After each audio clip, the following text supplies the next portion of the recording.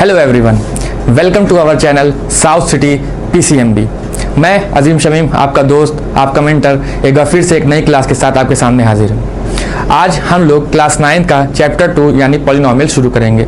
इससे पहले के वीडियोस में आप लोगों ने देखा होगा कि हम लोगों ने बहुत ही अच्छे से और बहुत ही डीपली चैप्टर 1 नंबर सिस्टम को डिस्कस किया था और उसके सारे कॉन्सेप्ट देखे थे और सारे क्वेश्चंस भी हम लोगों ने कर लिए थे। मुझे उम्मीद है कि आप लोगों ने उन सारे वीडियोस को देखा होगा और आप लोगों को नंबर सिस्टम में कोई प्रॉब्लम अब नहीं हो रही होगी। अगर इन केस आपको अगर कोई प्रॉब्लम है, कोई क्वेरी रह गई हो चैप्टर 1 में, तो आप कमेंट सेक्शन में पूछ सकते हैं। ठीक है, तो आज से हम लोग स्टार्ट करने जा रहे हैं क्लास 9 का चैप्टर 2 यानी पॉलिनोमियल्स। सबसे पहले सवाल ये उठता है कि पॉलिनोमियल्स होता क्या है, और पॉलिनोमियल्स को पढ़ने से पहले एक सवाल और उठता है कि ये अलजेब्रिक एक्सप्रेशंस क्या होते हैं। तो उन दोनों की डेफिनेशन मैंने यहाँ पे पहले से लिख रखी है। अब मैं आपको इन दोनों को एक्सप्लेन करता हूँ एक एक करके कि पहले अलजेब्रिक एक्सप्रेशंस क्या होते हैं, फिर हम उसी से देखेंगे कि पॉलिनोमियल्स क्या होते हैं। ठीक है, तो स्टार्ट करते हैं आज की क्लास। लिखा है कि algebraic expression is an expression build from constant variables and algebraic operators. ये क्या होता है? कांस्टेंट्स क्या होते हैं, वेरिएबल्स क्या होता है, अलजेब्रिक एक्सप्रेशंस क्या होते हैं? आप लोगों के मन में ये सवाल आ रहा होगा। हालांकि बेसिक अलजेब्रिक एक्सप्रेशंस हम लोग क्लास 8 में पढ़ते हैं, लेकिन यहाँ पे हम लोग तो उसकी डिटेल स्टडी करते हैं, फिर अलजेब्रिक एक्सप्रेशंस में ही क्लासिफिकेशन होने लगते हैं। उसी का एक क्लासिफिकेशन होता है पॉलिनोमियल्स, है ना। क्या होता है, हम लोग क्लास 8 में अलजेब्रिक एक्सप्रेशंस पढ़ के आते हैं। जैसे कि for example 3x² plus 9x plus 10 equal to 0। तो ये एग्जाम्पल मैंने लिया। क्या लिखा है? 3x² plus 9x plus 10 is equal to 0। तो ये क्या है? हमारा अलजेब्रिक एक्सप्रेशन है। कैसे है? देखिए क्या लिखा है इसमें। It is an expression build from constants, builds from constant. देखिए इसमें कांस्टेंट भी है, 3 है, 9 है, 10 है बिल्कुल है। वेरिएबल्स, वेरिएबल्स मतलब x, y। यहाँ पे x लिखा है, हो सकता है कहीं y भी आ जाए, कहीं z भी आ जाए, कहीं a आ जाए, कहीं s आ जाए, तो वो उससे हमें दिक्कत नहीं, बस वेरिएबल्स होने चाहिए। फिर and algebraic operators. Algebraic operators मतलब या तो प्लस होंगे या माइनस होंगे। ठीक है, अलजेब्रिक एक्सप्रेशन में जब हम लिखते हैं तो उसमें या तो प्लस साइन होता है या माइनस साइन होता है, उससे हम लोग टर्म्स को अलग अलग करते हैं। फिलहाल देखते हैं हम लोग कि कांस्टेंट्स क्या होते हैं। पहला सवाल उठता है कि कांस्टेंट्स क्या होते हैं। कांस्टेंट उन्हें बोलते हैं जिनकी वैल्यू कभी चेंज नहीं होती है। मतलब जैसे कि हम लिख रहे हैं 5। क्या लिखा हमने? 5। तो 5 की वैल्यू 5 दिल्ली में भी है, मुंबई में भी है, कनाडा में भी है, अफगानिस्तान में भी है, श्रीलंका में भी है। ठीक, तो मतलब 5 की वैल्यू कभी भी कहीं भी चेंज नहीं होती है। क्या चीज? 5 की वैल्यू कभी भी कहीं भी चेंज नहीं होगी। तो इस तरह की जो वैल्यूज होती हैं उनको क्या कहते हैं? कांस्टेंट। क्या कहते हैं? कांस्टेंट। फिर क्या आता है इसमें? हम लोगों ने लिखा है वेरिएबल्स। क्या लिखा है? वेरिएबल्स। वेरिएबल्स मतलब या तो हो सकता है आपके एक्सप्रेशन में x हो या y हो या z हो या कुछ भी हो, कोई भी अल्फाबेट हो सकता है। तो इसका मतलब क्या होता है? कांस्टेंट तो वो हो गया कि जिसकी वैल्यू कभी चेंज नहीं होगी, लेकिन वेरिएबल्स क्या होता है? जिसकी वैल्यू चेंज होती रहती है time to time according to our question. क्या? Time to time according to our question. हमारा क्वेश्चन जिस हिसाब से कहता है उस हिसाब से इस x, y, z यानी इन वेरिएबल्स की वैल्यू चेंज होती रहती है। ठीक है, मतलब आप मान लीजिए क्लास 9th में है और आपके साथ जो कोई लड़का स्कूल में पढ़ता है वो LKG से आपके साथ में है। क्या है? LKG से आपके साथ में है और अभी भी साथ में पढ़ता चला आ रहा है और अभी भी साथ में है। तो मतलब वो लड़का आपके लिए क्या हुआ? वो फ्रेंड आप क्या हुआ? वो आपका पक्का फ्रेंड हुआ, यानी वो कांस्टेंट है। वो फ्रेंड कांस्टेंट है, वो कभी बदला नहीं। क्या हुआ? वो कभी बदला नहीं। ठीक है, मतलब LKG से लेके क्लास 9th में आप लोग हैं तो अभी तक इन LKG से लेकर 9 तक अभी तक वो चेंज नहीं हुआ आपके लिए और ना आप उसके लिए चेंज हुए। तो आप दोनों एक दूसरे के लिए क्या है? कांस्टेंट है। क्या है? कांस्टेंट है। वहीं हो सकता है क्लास 9th में आप हो तो क्लास 3rd 4th में आपको कोई और दोस्त रहा हो, है ना। हो सकता है कोई और दोस्त रहा हो, इस टाइम कोई और हो, और आगे जब आप लोग आगे क्लास में जाए या ग्रेजुएशन में जाए तो कोई और दोस्त बने। तो मतलब ये क्या हुआ कि चेंज हो रहे हैं। मतलब ये जो दोस्त आपके जो बाद में आ रहे हैं ये क्या हो रहे हैं? ये चेंज हो रहे हैं। तो इनको क्या कह देंगे? वेरिएबल्स। मतलब ये पहले कोई था, अभी कोई है, आगे कोई और होगा। इस तरह के केस बहुत देखे जाते हैं। ठीक है, अपनी लाइफ में भी देखे जाते हैं, मैथ्स में भी देखे जाते हैं। तो कांस्टेंट क्या हो गया? आप अपने फ्रेंड्स को मान लीजिए, आपके जो बेस्ट फ्रेंड होगा क्लास 1st से या LKG से या UKG से जो आपके साथ बना हुआ है वो कांस्टेंट है आपके साथ, वो बदला नहीं कभी, तो उसको क्या कह दिया हम लोगों ने? कांस्टेंट कह दिया। वेरिएबल किसको कहा, जो हो सकता है पहले आपके दोस्त ना रहे हों, फिर वो आपके दोस्त हुए हों, और फिर वो आपके आगे चल के दोस्त ना रहे, तो ये क्या होंगे, वेरिएबल्स होंगे। क्या होते हैं, constant variables and algebraic operators. Algebraic operators मतलब मैंने क्या कहा, या तो प्लस होगा या माइनस होगा। जब भी क्या चीज, जब भी हम लोग अलजेब्रिक एक्सप्रेशन लिखते हैं, क्या करते हैं, अलजेब्रिक एक्सप्रेशन लिखते हैं, तो उनमें जो टर्म्स होते हैं, टर्म्स अभी मैं बताऊंगा टर्म्स किसको कहते हैं, तो उनको जो सेपरेट किया जाता है, अलग किया जाता है, वो किसकी बेसिस पे किया जाता है, अलजेब्रिक ऑपरेटर्स की बेस पे किया जाता है। और वो अलजेब्रिक ऑपरेटर्स या तो प्लस होंगे या माइनस होंगे। देख ले यहाँ पे प्लस प्लस करके हम लोगों ने अलग किया। फिर सवाल उठता है कि एक टर्म हम लोग यूज करते हैं कोफिशिएंट। क्या यूज करते हैं, कोफिशिएंट। कोफिशिएंट मतलब इसका क्या होता है, जो नंबर हमारा वेरिएबल के साथ लिखा होता है उसी को कोफिशिएंट कहते हैं। मतलब जैसे कोई पूछे एक्स स्क्वायर का कोफिशिएंट क्या है यहाँ पर, तो 3, एक्स का कोफिशिएंट क्या है, तो 9, है ना। इस तरह से जो भी नंबर लिखे होते हैं वेरिएबल के साथ, क्या, वेरिएबल के साथ, तो उनको हम लोग क्या कहते हैं, कोफिशिएंट। ठीक है, तो अभी तक हम लोगों ने ये देखा कि अलजेब्रिक एक्सप्रेशंस क्या होते हैं, फिर हम लोगों ने देखा वेरिएबल्स क्या होते हैं, कांस्टेंट क्या होते हैं, कोफिशिएंट क्या होते हैं। ठीक, अब ये अलजेब्रिक एक्सप्रेशन हम लोगों ने 3x square plus 9x plus 10 के फॉर्म में लिखी है। जरूरी नहीं कि सिर्फ यही अलजेब्रिक एक्सप्रेशन हो, इसके अलावा भी हो सकती है। ये तो मैंने सिर्फ एग्जांपल लिया, जैसे कि मैं एक एग्जांपल और लूँ, 9x की पावर 4 माइनस 18x की power 3 plus 9x square plus 6x plus 9 equal to 0।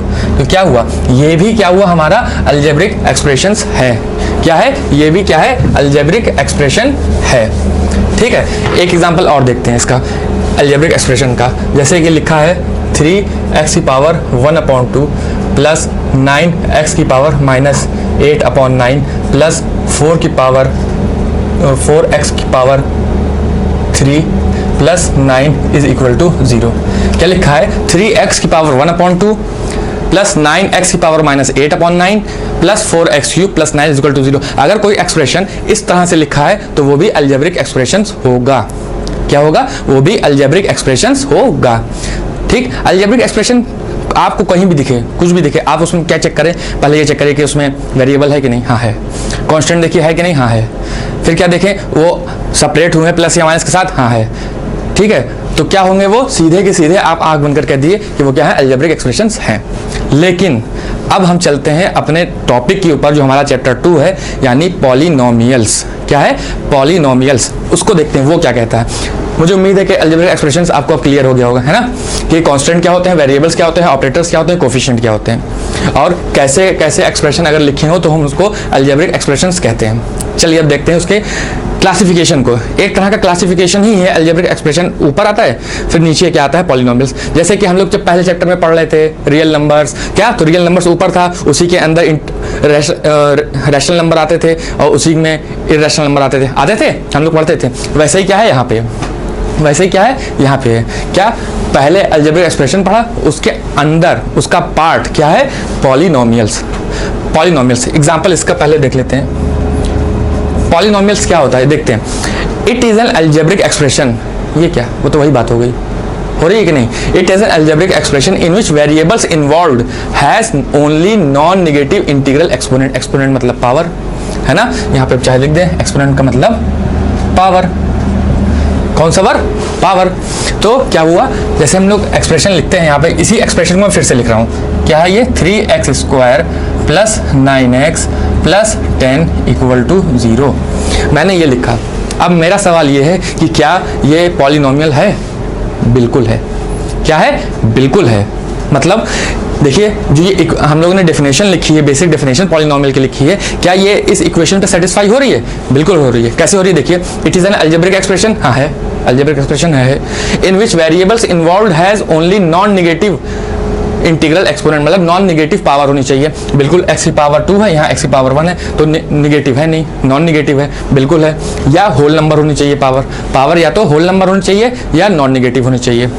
मतलब पॉलिनोमियल्स को अलजेब्रा से अलजेब्रिक एक्सप्रेशन डिफरेंशिएट कैसे कर सकते हैं, अगर हमारे अलजेब्रिक एक्सप्रेशंस में क्या, अगर हमारे अलजेब्रिक एक्सप्रेशन में वेरिएबल्स की पावर निगेटिव होती है या होल नंबर नहीं होती है। मतलब 1/2 हो, जैसे ये था 1/2 हो, 8/9 हो, -3 हो, तो इस तरह से अगर पावर हमारे अलजेब्रिक एक्सप्रेशंस में है तो वो पॉलिनोमियल्स नहीं कहलाएगी। वो पॉलिनोमियल्स नहीं कहलाएगा। समझ में आ रहा है? एक बार फिर से बताते हैं। देखिए मैंने क्या कहा कि it is an algebraic expressions in which variables involve has only non negative integral exponent. Has only non negative integral exponent. Non negative का मतलब पॉजिटिव होनी चाहिए। देखिए यहाँ पे एक्स स्क्वायर है, यहाँ पे पावर, जब किसी चीज़ की पावर कुछ नहीं होती तो 1 होती है, तो एक्स की पावर 1 है। तो क्या हुआ, यहाँ पे नॉन नेगेटिव भी है और होल नंबर भी है, नॉन नेगेटिव भी है और होल नंबर भी है। तो ये क्या हुआ, हमारा पॉलिनोमियल्स हुआ। अगर हमारी वेरिएबल्स की पावर निगेटिव है या होल नंबर नहीं है तो वो एक्सप्रेशन हमारा अलजेब्रिक एक्सप्रेशन तो रहेगा लेकिन पॉलिनोमियल नहीं होगा। क्लियर? क्या कह रहा हूं मैं कि जैसे एक एग्जांपल मैं फिर से लेता हूं, 4x की power 1/2 plus 9x square plus 3x plus 9 is equal to 0। जैसे ये एक्सप्रेशन हमारे पास लिखा है कि 4x की power 1/2 plus 9x square plus 3x plus 9 equal to 0। तो यहाँ पर देखिए क्या है, x की पावर 1/2। 1/2 क्या होता है, फ्रैक्शन होता है, होल नंबर नहीं होता है। क्या वो फ्रैक्शन होता है, वो होल नंबर नहीं होता है। तो इसलिए हमारा ये एक्सप्रेशन पॉलिनोमियल्स नहीं है, हालांकि ये अलजेब्रिक एक्सप्रेशंस है। ये बेसिक सी डिफिनेशन होती है या बेसिक सा डिफरेंस होता है अलजेब्रा में और पॉलिनोमियल्स में। क्या, अगर हमारे पॉलिनोमियल्स में वेरिएबल्स की पावर होल नंबर आती है तो ठीक, तो हमारा है और पॉजिटिव होनी चाहिए। लेकिन अगर निगेटिव आ गई या होल नंबर आ गए, होल नंबर नहीं आया तो पॉलिनोमियल्स नहीं है। जैसे यहाँ पे होल नंबर आ रहा था, होल नंबर नहीं आ रहा था, तो ये हमारा पॉलिनोमियल नहीं हुआ। जैसे एक एग्जांपल और देखते हैं, 5x की power -2 plus 8x plus 12 equal to 0। क्या ये हमारा पॉलिनोमियल्स होगा? बिल्कुल नहीं होगा। क्यों? क्योंकि यहाँ x की पावर -2 है। क्या कह रहा है, नॉन नेगेटिव होना चाहिए। तो ये भी हमारा पॉलिनोमियल्स नहीं है बल्कि अलजेब्रिक एक्सप्रेशंस है। तो ये मैं बहुत ही इस पे फोकस कर रहा हूँ, बहुत ही इस पे स्ट्रेस डाल रहा हूँ इस चीज़ को समझने के लिए कि अलजेब्रिक एक्सप्रेशंस और पॉलिनोमियल्स में क्या डिफरेंस होता है। मुझे उम्मीद है कि आप लोगों को ये समझ में आ रहा होगा। अभी तक हम लोगों ने ये देखा कि अलजेब्रिक एक्सप्रेशंस क्या होते हैं, पॉलिनोमियल्स क्या होते हैं, फिर हम लोगों ने देखा कि कांस्टेंट्स क्या होते हैं, वेरिएबल्स क्या होते हैं। आपके फ्रेंड का एग्जांपल लेके मैंने आपको बताया। फिर उसके बाद हम लोगों ने देखा कि अलजेब्रिक ऑपरेटर्स क्या होते हैं। अब एक सवाल उठता है कि जो अलजेब्रिक एक्सप्रेशंस होते हैं या पॉलिनोमियल्स के जो एक्सप्रेशंस होते हैं उसमें टर्म होते हैं। क्या होते हैं? टर्म। उनको सेपरेट किया जाता है अलजेब्रिक ऑपरेटर से। क्या किया जाता है? उनको सेपरेट किया जाता है। जैसे ये हमारा लिखा है 3x square plus 9x plus 10, तो ये जो हमारा 3x स्क्वायर लिखा है, क्या ये जो हमारा 3x स्क्वायर लिखा है इसको हम लोग क्या बोलते हैं? टर्म। क्या बोलते हैं? टर्म। मतलब ये पहला टर्म हो गया। फिर वैसे ही ये 9x क्या बोलेंगे? इसको भी बोलेंगे टर्म। ये हमारा क्या हो गया? दूसरा टर्म हो गया। और ये 10 को क्या बोलेंगे? ये भी बोलेंगे, इसको भी बोलेंगे क्या? टर्म। कहने का मतलब ये है कि हमारे अलजेब्रिक एक्सप्रेशंस में या पॉलिनोमियल एक्सप्रेशंस में कई सारे टर्म्स हो सकते हैं, कई सारे टर्म्स हो सकते हैं। कैसे हो सकते हैं? ये देखिए, 3x स्क्वायर पहला, 9x दूसरा, 10 तीसरा, यानी इसमें 3 टर्म्स हैं। और इन टर्म्स को अलग कैसे किया जाता है, सेपरेट कैसे किया जाता है? अलजेब्रिक ऑपरेटर्स यानी प्लस या माइनस साइन से किया जाता है, मल्टीप्लिकेशन या डिवीजन साइन से नहीं किया जाता है। ठीक है, जैसे कि एक एग्जांपल और देखते हैं हम लोग, एक एग्जांपल और देखते हैं कि 3x square plus 9x plus 4x square into 9 plus 14 equal to 0। क्या लिखा है? 3x square plus 9x plus 4x square plus 9 plus 14 is equal to 0। अब मैंने सवाल पूछा या आपके एग्जामिनर ने आपसे सवाल पूछा कि इसमें कितने टर्म्स हैं, इस पॉलिनोमियल्स एक्सप्रेशन में, इस पॉलिनोमियल में कितने टर्म हैं। तो आप लोग का क्या जवाब होगा? 1 2 3 4 5। क्या होगा? 1 पहला, दूसरा, तीसरा, चौथा, पांचवा। होगा? नहीं होना चाहिए। अगर किसी को ये आ रहा है, किसी को मन में ये ख्याल आ रहा है कि हाँ इसमें 5 एक्सप्रेशंस हैं, तो वो गलत सोच रहा है। क्यों गलत सोच रहा है? क्योंकि मैंने अभी बताया कि टर्म्स, क्या पॉलिनोमियल के टर्म सिर्फ प्लस या माइनस से सेपरेट होते हैं। यहाँ पे मल्टीप्लाई का साइन है, मल्टीप्लाई का जब साइन आ गया तो मल्टीप्लाई हो जाएगा, मतलब यहाँ 9 और 4 से तो मल्टीप्लाई हो जाएगा। तो जब 9 और 4 से मल्टीप्लाई हो जाएगा तो एक साथ एक टर्म हो नहीं जाएगा। देखिए कैसे होगा, इसको तो हमने ऐसे लिख दिया 3x² प्लस 9x प्लस 9 4 जा 36 x² प्लस 14 इक्वल टू 0 हो गया। क्या हुआ, 3x² plus 9x plus 36x² plus 14 equal to 0। आप लोगों ने क्या कहा, इसमें 5 एक्सप्रेशन होने चाहिए। क्या कहा, 5 एक्सप्रेशन होने चाहिए। कैसे, 1 2 3 4 5। लेकिन हमने क्या किया, इस 9 को 4 से मल्टीप्लाई कर दिया। फिर आपसे एग्जामिनर ने पूछा कि अब बताओ कि अब कितने टर्म बचे इस एक्सप्रेशन में। तो आप लोग फिर कहेंगे कि अच्छा ठीक है, वो तो मल्टीप्लाई कर दिया, अब जो हम लोग बताएंगे वो सही होगा, है ना। आप लोगों ने एग्जामिनर से कहा अब जो हम लोग बताएंगे वो बिल्कुल सही होगा, क्योंकि आपने वहां पे मल्टीप्लाई कर दिया। ठीक है, तो हमने पूछा फिर आपसे कि कितने एक्सप्रेशन होंगे, तो आपने काउंट किया 1 2 3 4। क्या किया, 1 2 3 4। आपने कहा कि सर इसका आंसर 4 होगा, मतलब इसमें 4 टर्म्स हैं खाली। तो एग्जामिनर फिर कहेगा आपसे कि नहीं, ये भी गलत है। क्यों, क्योंकि देखिए जो लाइक टर्म्स होते हैं, लाइक टर्म्स मतलब जो एक जैसा लगे, जैसे 3x² और 36x², ये दोनों प्लस में है ना, दोनों प्लस में, तो इसको एक साथ कर लेंगे। इसको क्या कर लेंगे, एक साथ कर लेंगे। तो क्या हो जाएगा, ये 39x² plus 9x plus 14 equal to 0। क्या हो जाएगा, 39x² plus 9x plus 14 is equal to 0। Examiner ने फिर पूछा आपसे, क्या किया, एग्जामिनर ने फिर पूछा आपसे अब बताओ इसमें कितने टर्म्स हैं। तब आपने फिर सोचा, अब आपको अंदर डाउट पैदा हो रहा है कि 2 बार तो हम बता चुके हैं, दोनों बार गलत हो रहा है, अब ये तीसरी बार फिर पूछ रहे हैं, हो सकता है अब फिर हमसे कुछ ना कुछ गलती हो रही हो। तो आपने क्या किया, एक बार फिर से ट्राई किया, ये काउंट कर लेते हैं। काउंट किया आपने, तो क्या बताया कि 1 2 3। आपने दबी आवाज में बोला कि 3। क्यों आपने दबी आवाज में बोला, क्योंकि 2 बार पहले आपके गलत हो चुके हैं। कैसे, यहाँ पे गलत हुए थे और यहाँ पे गलत हुए थे, है ना, यहाँ पे गलत हुआ था और यहाँ पे गलत हुआ था। तो अब आपने कहा कि 3, लेकिन इस बार आपका आंसर सही है। क्यों, क्योंकि अब तो ना ही लाइक टर्म्स अलग अलग हैं, ना ही लाइक टर्म्स अलग अलग हैं, या ना ही कोई मल्टीप्लिकेशन में, उसको भी आप लोग साथ में कर चुके हैं। तो अब इसका आंसर क्या हो जाएगा कि इस एक्सप्रेशन में 3 टर्म हैं। क्या है, 3 टर्म हैं। देखिए यहाँ पे इसको देखने में तो बड़ा भड़कीला लग रहा था, है ना, कि इसमें पता नहीं कितने टर्म होंगे। आप गिनते रह गए थे 1 2 3 4 5, कहाँ 5 और कहाँ बचा 3, है ना, कहाँ 5 और कहाँ आया 3। तो इस तरह से क्वेश्चन आ सकते हैं एग्जाम में। हो सकता है आपको कंफ्यूज करने के लिए इस तरह से एक्सप्रेशन दिए जा सकते हैं कि बताइए कि ये एक्सप्रेशन है, इसमें count the number of terms. Objective question बन सकता है, और यकीन मानिए अगर आप लोगों ने इस चीज़ को सही से नहीं पढ़ा तो आप लोग गलत करके आ जाएंगे, 5 या 4 टिक करके आ जाएंगे। हो सकता है एक बार को आप 9 को 4 से मल्टीप्लाई करके 36 लिख दें, लेकिन इसकी चांसेस भी हैं कि आप लोग सिर्फ 1 2 3 4 ही टिक करके आ जाएं। तो इसलिए क्या करना होता है पॉलिनोमियल्स में कि जो लाइक टर्म्स होते हैं, जो x² के साथ जितने टर्म्स आपके एक्सप्रेशन में, उसको एक साथ कर लीजिए।